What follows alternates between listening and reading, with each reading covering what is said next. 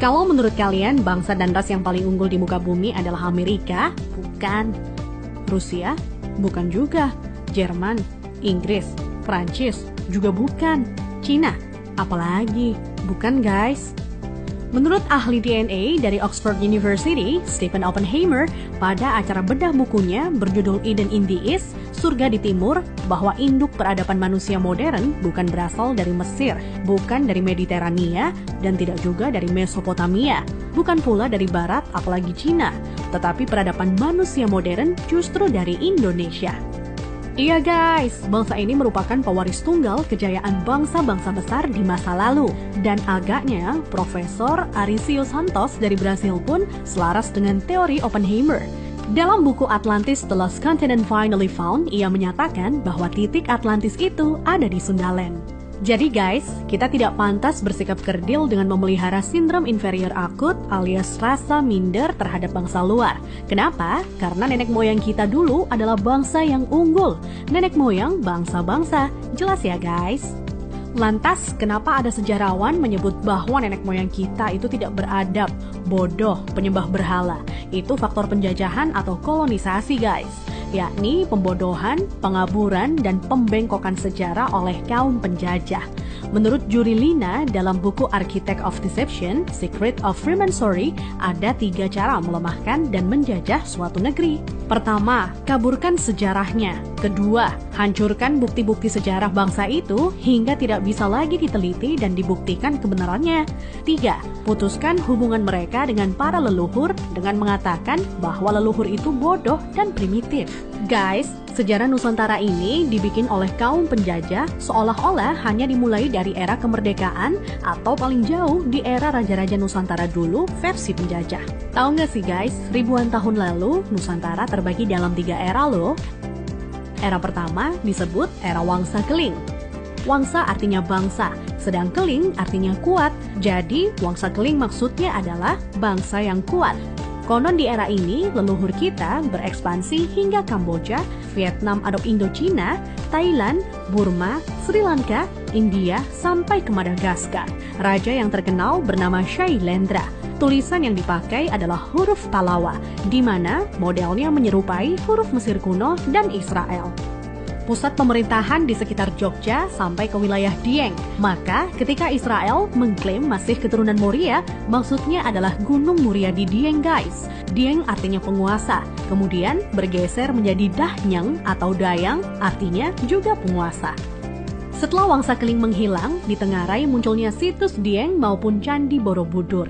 Nah, habisnya era Wangsa Keling ditandai dengan bangunan Bako atau Baki, yang artinya kuburan atau berakhir, dan ditandai dengan berdirinya Candi Boko atau Bako. Era selanjutnya adalah era Medang Kamulyan. Medang artinya kemajuan dan Kamulyan artinya kemuliaan atau kejayaan. Bahwa Medang Kamulyan zaman kemajuan terutama bidang keagamaan. Agama lebih dititik beratkan dalam sistem pendidikan terpadu mulai dari lingkup kecil hingga besar. Rajanya yang terkenal adalah Ratu Boko. Di era itu merupakan cikal bakal munculnya huruf Sangsekerta yang dikenal oleh Aji Saka. Aji artinya sesuatu yang dihormati, dan Saka artinya penyangga, caga, atau tiang. Nah, tiang jika bergeser ke Cina menjadi Tian atau Tuhan.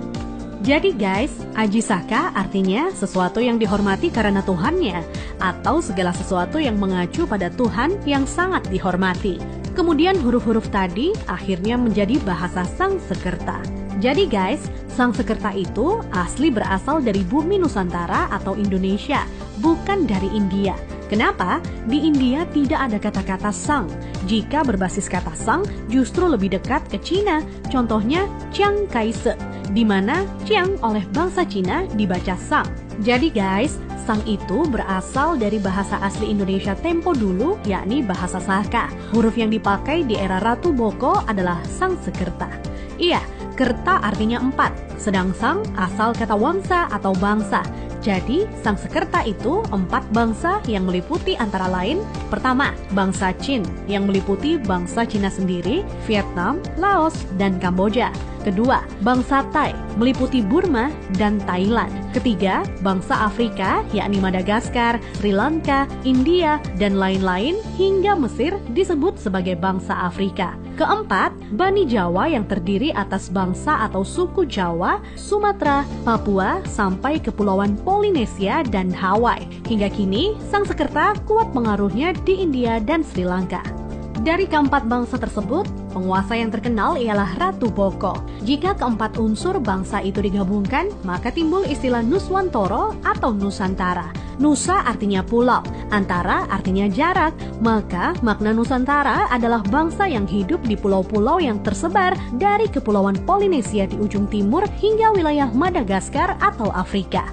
Selanjutnya dari era Medan Kamulyan berganti ke era Kahuripan. Kahuripan artinya kehidupan. Raja yang terkenal adalah Hayam Wuruk atau Brawijaya III yang terkenal dengan sebutan Jumadil Kubro sebagaimana makamnya di Troloyo, Trowulan, Mojokerto. Maksud kata Jumadil adalah Jum'ah atau Jumat yang artinya berkumpul atau bersatu dan Kubro artinya besar. Jadi Jumadil Kubro maknanya adalah berkumpulnya sesuatu yang besar atau istilah Sangsekerta disebut Sumpah Palapa. Melalui Sumpah Palapa, Hayam Wuruk berhasrat membangun kembali Nusantara sebagaimana dulu pernah gemilang di era Medan Kamulyan. Ia ingin menyatukan Nusantara yang telah tercerai-berai menjadi beberapa kerajaan atau wilayah kecil-kecil.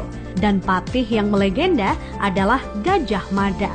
Nah, hal yang tidak tercatat atau dihilangkan oleh sejarah modern ialah guratan atau ukiran pada batu sumpah palapahnya Gajah Mada yang ternyata berlafadzkan La ilaha illallah, tiada Tuhan kecuali Allah. Itulah guys catatan yang hilang dari sejarah leluhur kita yang menurut Arisio Santos. Leluhur kita merupakan nenek moyang bangsa-bangsa. Thanks to watching.